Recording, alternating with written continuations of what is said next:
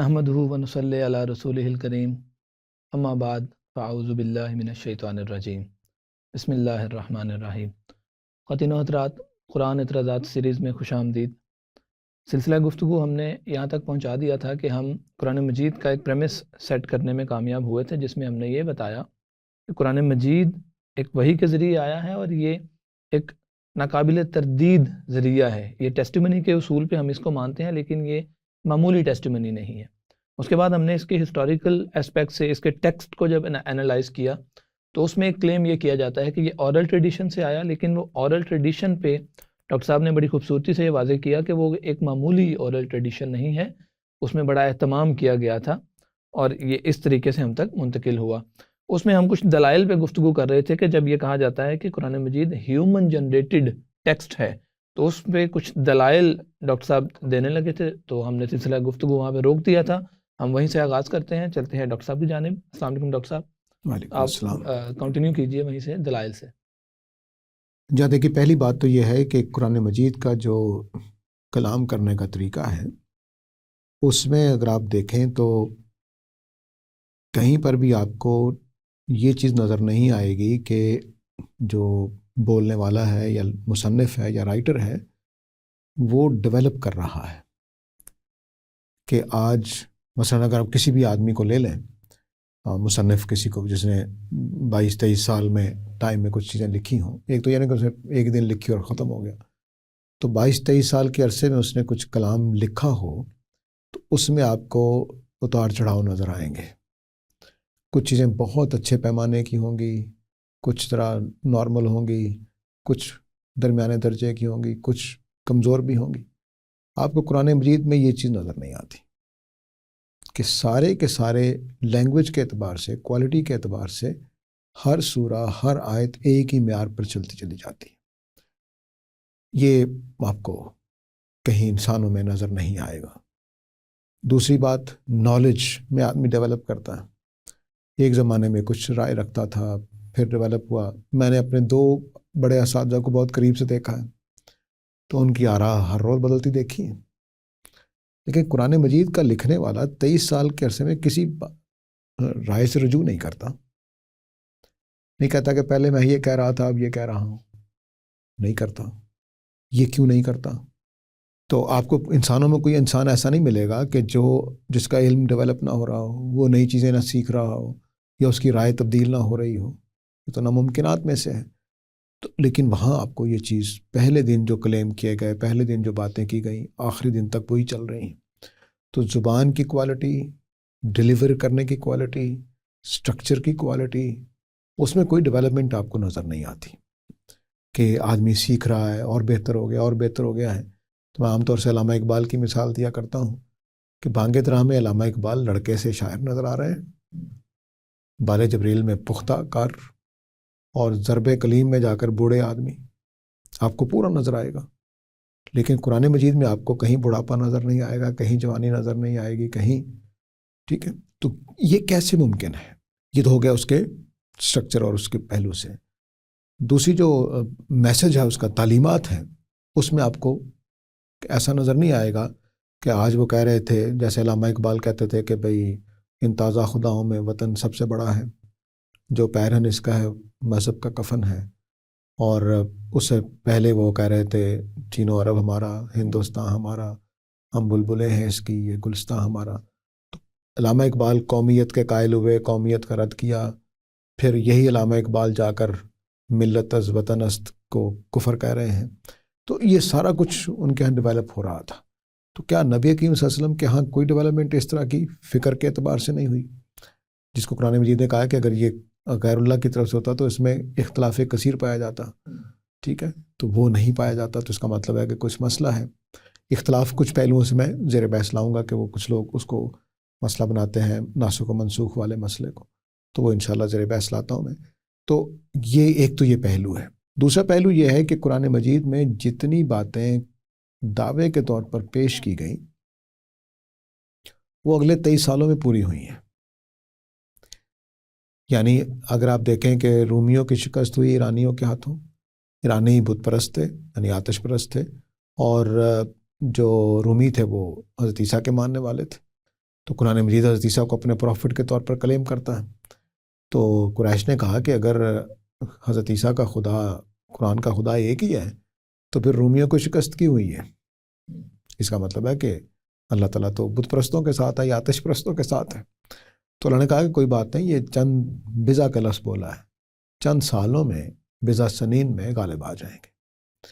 اور اگر آپ مورخین کو پڑھیں تو اس وقت وہ کہتے ہیں کہ سیزر کی یہ حالت نہیں تھی اس شکست کے بعد کہ وہ چند سالوں میں دوبارہ فتح حاصل کر پاتا، لیکن پھر اگلے 8-9 سالوں میں اس نے اتنی محنت کی ہے اور بالکل پاسا پلٹ کے رکھ دیا.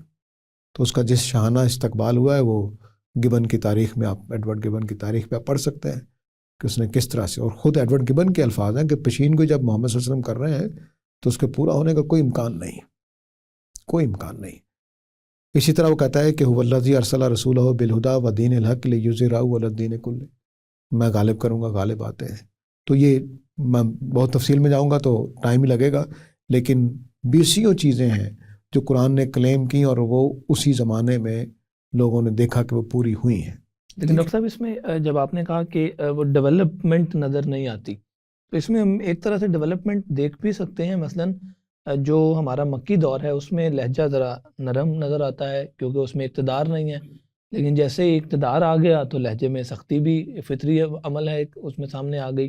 تو یہ رویہ ہمیں اس میں کچھ ڈیولپمنٹ نظر آتی تو ہے. یہ ڈیولپمنٹ ایک دوسری ڈیولپمنٹ ہے. میں جو پہلے بات کہی ڈیولپمنٹ نظر نہیں آتے، علم نہیں بڑھ رہا، زبان کی کوالٹی خراب نہیں ہو رہی ہے، بہتر نہیں ہو رہی. یہ ڈیولپمنٹ میں ارتقاء جس کو کہتے ہیں، ترقی کہنا کہتے ہیں کہ آدمی اور بہتر ہوتا جا رہا ہے اور بہتر ہوتا جا رہا ہے. یعنی آپ یہ کہہ رہے ہیں لکھنے کا اسلوب ایک رہ رہا ہے، زبان کی کوالٹی، میسج کی کوالٹی ایک ہے. اب یہ کہ آخر بار بار بات کرنے کی ایک ہی بات کی جائے گی نہیں، حالات تبدیل ہوں گے، باتیں ضرورتیں تبدیل ہوں گی تو وہ اس کے مطابق مضمون بھی نہیں آئے گا. مثلا آپ کو مکہ میں وہ بہت سارے مباحث نہیں ملیں گے جو مدینہ میں جا کر مل رہے ہیں، تو وہ ایک الگ چیز ہے کہ اب نئے احکام کیسے دینے ہیں. تو جیسے جیسے امت ڈیولپ ہو رہی تھی ویسے ویسے احکام نئے آئیں گے، وہ ڈیولپمنٹ نہیں ہوتی. وہ تو یہ کہ صورتحال کے لحاظ سے اب آگے بات کیا بڑھ رہی ہے. تو جب مدینہ میں آئیں گے، ریاست بنے گی تو ریاست کے اعتبار سے حکم آئیں گے. اگر نہ آئیں تو سوال پیدا ہوگا کہ کیوں، تو وہاں تو دوسرا مسئلہ ہے. تو اب مثال کے طور پر مجھے حکومت مل جائے، اب میں حکومت میں نہیں ہوں تو میں ایک سادہ سے آدمی کی طرح سے باتیں کر رہا ہوں. حکومت مل جائے اور میں یہ حکم جاری نہ کروں کہ آج کے بعد سے یہ کام نہیں ہوگا، تو سوال پیدا ہوگا کہ آدمی کو حکمران بنایا ہے، بیوقوف تو نہیں بٹھا دیا اوپر کوئی.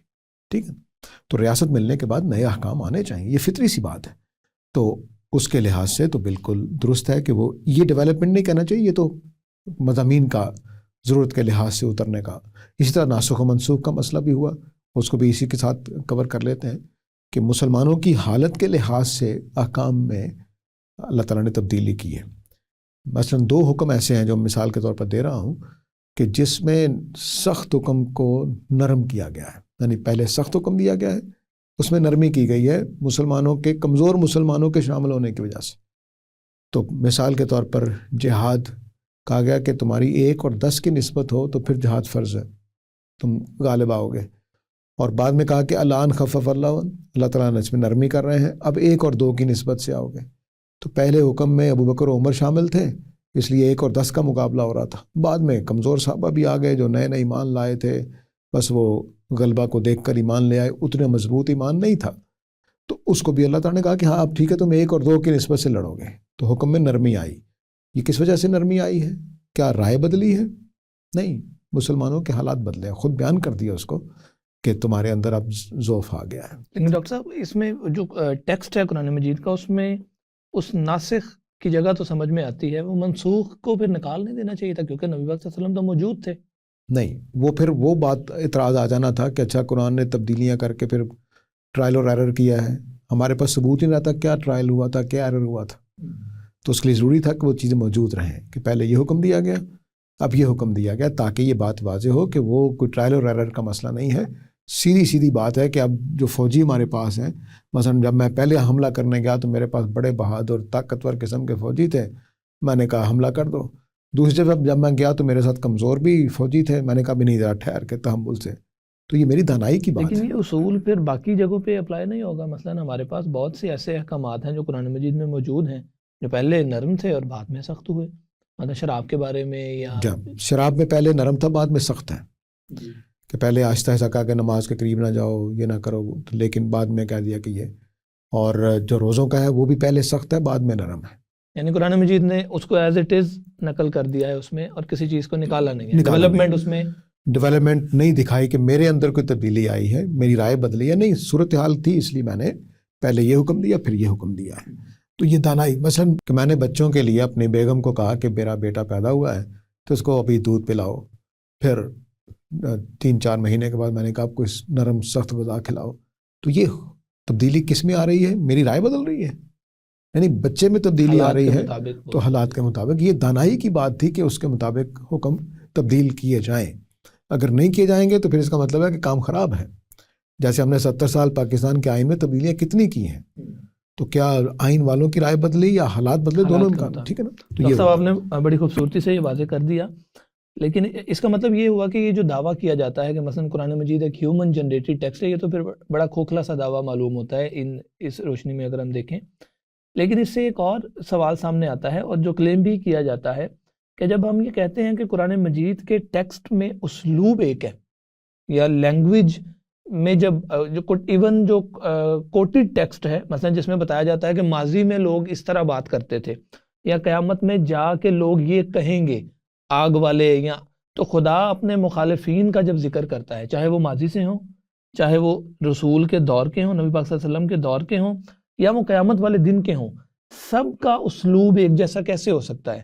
جب ان کو کوٹ کیا جاتا ہے تب بھی اسی اسلوب میں بات ہو رہی ہوتی ہے. قرآن مجید نے جو کوٹیشن کا طریقہ اختیار کیا ہے وہ ڈائریکٹ ورڈز کو کوٹ نہیں کرتا تاکہ اس کا معیار کلام مجروح نہ ہو، وہ اس کو اللہ تعالیٰ اپنے الفاظ میں بیان کر دیتے ہیں. تو وہ یعنی ٹرانسلیشن کر دیتے ہیں اللہ تعالیٰ. نہیں، یہ بھی کوئی اصول ہے یا یہ ہم اس کو جسٹیفائی کرنے کے لیے کہہ رہے ہیں؟ نہیں، یہ ہم ایسا بہت ساری دفعہ کرتے ہیں کہ بعض اوقات ہم اپنی بات اپنے لفظوں میں بیان کر دیتے ہیں، اور بعض دفعہ ایسا ہوتا ہے کہ اسی کے الفاظ کوٹ کر دیتے ہیں. اب ہمارا جو دور جدید میں زیادہ کوشش کی جاتی ہے کہ وہی الفاظ، لیکن مثال کے طور پر میں اردو میں لکھ رہا ہوں اور کوٹیشن میں نے انگریزی کی دینی ہے، میرا مخاطب اردو والا، تو کیا کروں گا؟ اردو میں ٹرانسلیٹ کروں گا اس کو، تب وہ اس کے الفاظ تو نہیں ہیں. اب جو ٹرانسلیشن میں جب کروں گا تو میرے معیار کی ہوگی نا، جس طرح کا میں لکھ رہا ہوں ویسے ٹرانسلیشن کروں گا. تو ایسا ہی اللہ تعالیٰ نے کیا کہ اب عربوں کو اگر عبرانی کا کلام کوٹ کرتے اللہ تعالیٰ، یا کرتے جو حضرت عیسیٰ کی زبان ہے اس میں کرتے ہیں، یا اس وقت جو لیٹن میں موجود تھا بائبل کا نسخہ اس کو کرتے ہیں، تو کیا ہونا تھا؟ ٹرانسلیشن کرنی پڑنی تھی. تو اللہ تعالیٰ نے ٹرانسلیٹ کی ہے. اب جو ان کے اپنے علاقے کے لوگ ہیں ان کو بھی اللہ تعالیٰ اگر ان کا کلام ویسے ہی لے آتے جیسے انہوں نے بولا تھا تو قرآن مجید کے کلام میں معیار گر جانا تھا. تو اللہ تعالیٰ نے ان کی باتوں کو بھی اپنے معیار پر بیان کر دیا ہے تاکہ کلام کا معیار جو ہے وہ شاہانہ رہے، خدا والا رہے.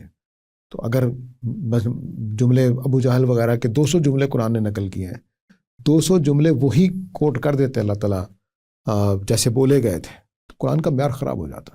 آج میں دفاع کرنے کے قابل ہی نہ رہتا.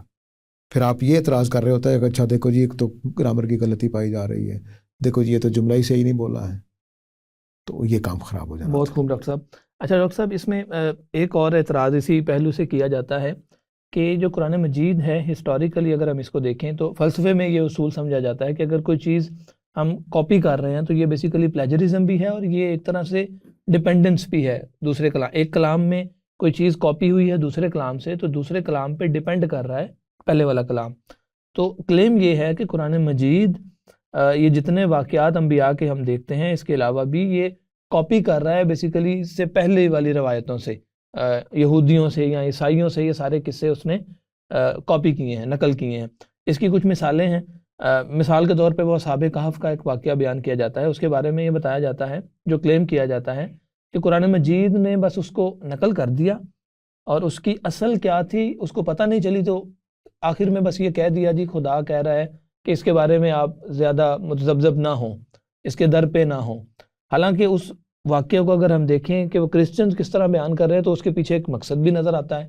مثلاً وہ اس رسالت مآب صلی اللہ علیہ وسلم سے بہت عرصہ پہلے کا واقعہ ہے کہ کوئی بادشاہ تھا مثلا ڈسیفس نام تھا غالباً اس کا، تو اس کے دور میں وہ عیسائیوں کے خلاف تھا. اس خلاف ہونے کی وجہ سے کچھ عیسائی وہاں سے چھپ کے کسی غار میں چلے گئے اور ان کو خدا نے محفوظ کر دیا کچھ 200 سال غالباً وہاں پہ بتایا جاتا ہے اس غار کے اندر، اور ایک نگران بھی مقرر کر دیا. پھر 200 سال کے بعد جب وہ دوبارہ زندہ ہوئے، کیونکہ دونوں جگہ پہ یہ عقیدہ پایا جاتا ہے کہ جسم بھی اٹھائے جائیں گے، تو ایک تو اس کا بھی اللہ تعالیٰ نے ان کو نمونہ دکھانا تھا، اور وہ زندہ ہوئے اور جب وہ باہر نکل کے انہوں نے دیکھا تو یہ غالباً ٹرکی کے کسی شہر کی مثال دی جاتی ہے کہ وہاں کا یہ واقعہ ہے. تو لوگوں نے ان کو سراہا اور وہاں پہ ان کو بڑی ڈیولپمنٹ نظر آئی، اب کرسچینٹی کو ایکسیپٹ بھی کر چکے تھے لوگ. تو یہ واقعہ اسی طرح سے جب قرآن نے نقل کیا ہے تو اس کی تفصیلات نہیں بتائیں، اس میں بس بتا دیا جی کچھ لوگ تھے، باہر ایک کتا تھا، اور یہ کتا بھی بیسیکلی وہ کرسچن روایتوں سے آیا ہے کہ کرسچن میں خدا والے لوگوں کو بھیڑ کہا جاتا ہے، وہ جو شریف النفس ہے، اور اس کے مخالف لوگوں کو بھیڑیا کہا جاتا ہے. تو اسی اصول پہ کہہ دیا گیا جی باہر ایک کتا بیٹھا ہوا تھا. تو یہ کوئی کلیئرٹی نہیں ہے، قرآن مجید کاپی کر رہا ہے چیزوں کو اور بس وہ نقل کر رہا ہے، اور بعد میں ایک پیراہ اس کو اچھی سی زبان کا پہنا دیا اور کہہ دیا جی یہ قرآن مجید اللہ تعالیٰ کی طرف سے کلام ہے. پہلی بات یہ کہ کیا اللہ تعالیٰ کسی پرانی کتاب اپنی میں سے یا کسی اور کی کتاب میں سے کوئی چیز کاپی کریں تو یہ خدا کا کلام ہونے کی نفی ہو جائے گی؟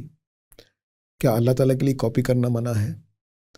تو اس کلیم سے ثابت کیا ہوتا ہے؟ یعنی اصل میں وہ یہ کہنا یہ چاہ رہے ہیں، ڈیپینڈنس شو کرنا چاہ رہے ہیں کہ یہ کلام ڈیپینڈ کر رہا ہے دوسرے کلام پہ اور یہ کاپیڈ ہے، کوئی الہام نہیں ہے. ہاں، اگر قرآن مجید سے یہ سوال نہ پوچھا جاتا نبی اکرم سے اصحاب کہف والا تو شاید ذکر بھی نہ ہوتا قرآن میں. ٹھیک ہے، پوچھ لیا گیا ہے تو جنہوں نے پوچھا ہے وہ اہل کتاب ہیں، اہل کتاب کے سوال کا جواب دیا گیا ہے. قرآن مجید نے اتنا جواب دے دیا جتنا اس وقت کے سوال کرنے والوں کا تسلی ہو جائے کہ ہاں یہ واقعی اللہ کے رسول ہے، کیونکہ وہ یہ سوال اس لیے کیا جاتا ہے جج کریں کہ اللہ کے رسول ہیں یا نہیں ہے. تو جواب دے دیا، جس کا جواب نہیں دینا تھا وہ نہیں دیا. نہیں تو اس کا بہتر جواب اس طرح سے نہیں تھا کہ خدا اس کی تعداد بھی بتا دیتا اور خدا اس کا مقصد بھی بتا دیتا؟ یہ غلط عادت ڈالنا تھا کہ اب سوالات کریں گے لوگ. مثلاً میں لوگ کا پوچھتے ہیں ختم نبوت کی ہوئی تو میں ایک بتاتا ہوں کہ ایک وجہ اس کی یہ ہے کہ آج اگر رسول آتا تو ہم اللہ اور رسول نہ پوچھتے، ہم پوچھتے بلیک ہولز کتنے ہیں، یہ کتنا وہ. تو اس طرح کے سوالوں کو اگر ڈسکریج نہ کیا جائے تو پھر اگلے دن اور سوالات آ جانے تھے. اچھا حضرت نوح کی کشتی کس علاقے میں ہے، وہ کون سا پہاڑ جودی ہے، جودی کی کون سی چوٹی پہ پڑی ہوئی ہے، سوالات ہونے شروع ہو جانے تھے. تو اس کو ڈسکریج کرنا بھی ضروری ہوتا ہے تاکہ کلام الہی ایک خاص طریقے پر. قرآن نے اس کو روکا، 3 دفعہ روکا ہے. ایک تو اس طرح کے جملے بول کے قرآن روکتا ہے، دوسرا قرآن نے کہا کہ اب تم سوالات وہ کر رہے جو حضرت موسیٰ پوچھے گئے تو تمہیں تکلیف ہوگی، اب جس سے سوال کرنا ہوگا وہ پہلے صدقہ دے گا تاکہ پتہ چلے سنجیدہ ہے، واقعی سوال ہے اس کا. تو یہ کرنا پڑا قرآن مجید کو، کیونکہ اگر قرآن مجید نے دعویٰ کر دیا تھا کہ تم پوچھو کہ میں جواب دوں گا، تو اگر اللہ تعالیٰ سب کچھ کا جواب دیتے کیا ہونا تھا؟ اس کو روکنے کے لیے یہ لازمی بات ہے. قرآن نے اس کو بیان کیا، اس کا باقاعدہ مضامین میں سے ایک مضمون ہے قرآن کے کہ رسول کے زمانے میں ایسے سوال نہ پوچھو جو تمہارے لیے بعد میں مشکل یا تنگی کا باعث بن جائے. اور خود قرآن کا موضوع تبدیل ہو جانا تھا. یعنی نبی کریم صلی اللہ علیہ وسلم اس زمانے میں ایک جملہ بول دیتے کہ زمین ساکن ہے، تو قرآن نہیں سننا تھا کسی نے. تو اس لیے بعض حقائق نہیں بیان کیے جاتے، ان کو چھپانا ضروری تھا. یعنی خاموش رہنا اس میں ضروری تھا، چھپانا نہیں کہنا چاہیے، خاموش رہنا ضروری تھا اس زمانے میں تاکہ کلام اب قرآن مجید جو کام کرنے آیا ہے وہ کر سکے، ورنہ تو یہ سوالات کم ہونے تھے.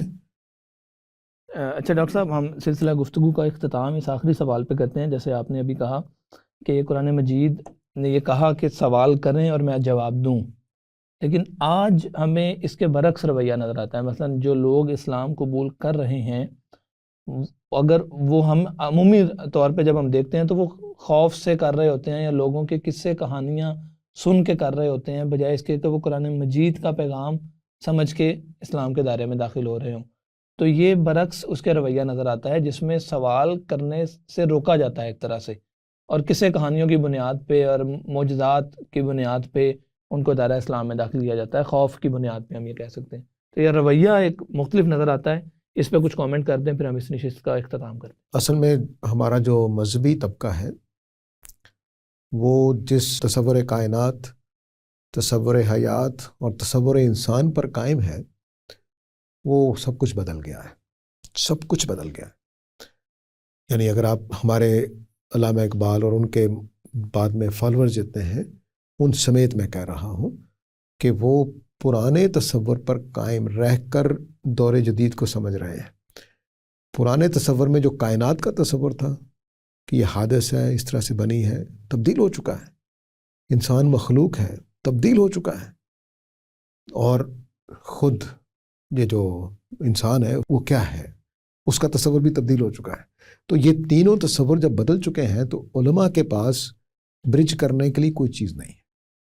ایون یہ کہ جو فلسفے کے طور پر، فلسفیانہ طور پر بحثیں کرتے ہیں ہمارے علماء میں سے یا ادیب اور فلسفی ٹائپ لوگ، وہ بھی پرانے طرز پر کھڑے ہو کر برج کرنے کی کوشش کر رہے ہیں۔ تو ان دونوں کے درمیان میں کوئی جوڑنے والی چیز ہے ہی نہیں ہے۔ یہ بالکل ایسی بات ہے کہ میں صحرا میں کھڑے ہو کر سرسبز علاقے کا تصور کروں، یہ اس طرح کی بات ہے۔ تو اب چونکہ جب ہمارے پاس جواب نہیں ہے، ہم اس چیز کو سمجھ نہیں پا رہے ہیں کہ جو تبدیلی آ رہی ہے علم کے اندر، سائنس کی وجہ سے خاص طور سے، کہ کائنات کا تصور بدل گیا، انسان کا تصور بدل گیا، حیات کا تصور بدل گیا، تو وہ سارے تصورات بدلنے کی وجہ سے اب مجھے بھی اپنی علم کلام یا اپنی ایپسٹمالوجی یا اپنا میتھڈالوجی چینج کرنی ہے، وہ ابھی اس کے لیے ہم تیار ہی نہیں ہوئے۔ عالم اسلام کے تمام بڑے لوگوں کو میں نے پڑھا ہے تو وہ ابھی ان چیزوں کو ہضم نہیں کر پائے۔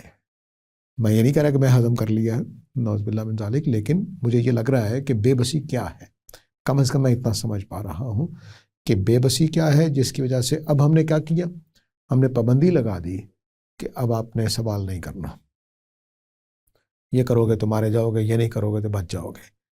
یہ آسان راستہ ہے، لیکن یہ صرف انہی کو کام آئے گا جو دل سے واقعی خدا کو مانتے ہیں۔ اگر آپ نے انٹیلیجنشیا کو دین دینا ہے تو پھر ضروری ہے کہ مثلاً اس سوال کا جواب کہ خدا ہے کہ نہیں ہے، یہ پرانے طریقوں سے نہیں دیا جا سکتا، کیونکہ پہلے کائنات کو مخلوق مانا جاتا تھا، حادث مانا جاتا تھا، اور اب تو کائنات کو مخلوق اور حادث نہیں مانا جاتا، نہیں مانا جاتا، تو وہ آپ کے دعوے ہی ختم ہو گئے سارے۔ تو جب وہ ساری بنیادیں ختم کر دی ہیں لوگوں نے، تو پھر اب آپ کو نیا علم کلام وجود میں لانا ہے، وہ ہمارے پاس ہے ہی نہیں، تو اس لیے ہم نے پھر سوال کرنے سے روک دیتے ہیں تاکہ آسانی رہے ہمیں۔ حالانکہ علماء کو سب سے پہلا کودنا چاہیے اس میں کہ ہم دور جدید میں ڈیولپ ہونے والے ایپسٹمالوجی کو سمجھیں، علوم کو سمجھیں، اور پھر ان کا جواب دینے کی کوشش کریں۔ جتنے بڑے لوگ بھی موجود ہیں وہ ابھی پرانے سٹرکچر کو چھوڑ نہیں پائے، اگر وہ سمجھ بھی رہے ہیں جدید کو تو جواب پرانے سٹرکچر کے مطابق دے رہے ہیں۔ ہم اپنے سلسلہ گفتگو کو یہاں پہ ختم کرتے ہیں۔ خواتین و حضرات، ہم نے قرآن مجید کا ایک پریمس سیٹ کر دیا جس میں ہم نے یہ دیکھا کہ یہ واقعی اس کو ہم جسٹیفائی کر سکتے ہیں، اس کے کچھ دلائل استاد نے دیے۔ پھر ہم نے یہ دیکھا کہ ہسٹوریکلی بھی یہ ٹیکسٹ ہیومن جنریٹڈ ہونا پاسبل نہیں ہے، اور یہ ایک الہامی کتاب ہے، یہ ایک ڈیوائن ٹیکسٹ ہے، یہ بھی استاد نے دلائل سے واضح کر دیا۔ اب انشاءاللہ اگلی نشست میں ہم قرآن مجید کے اندر اتر کے اس کے اندر سے جو اعتراضات کیے جاتے ہیں ان پہ گفتگو کریں گے۔ تب تک کے لیے خدا حافظ۔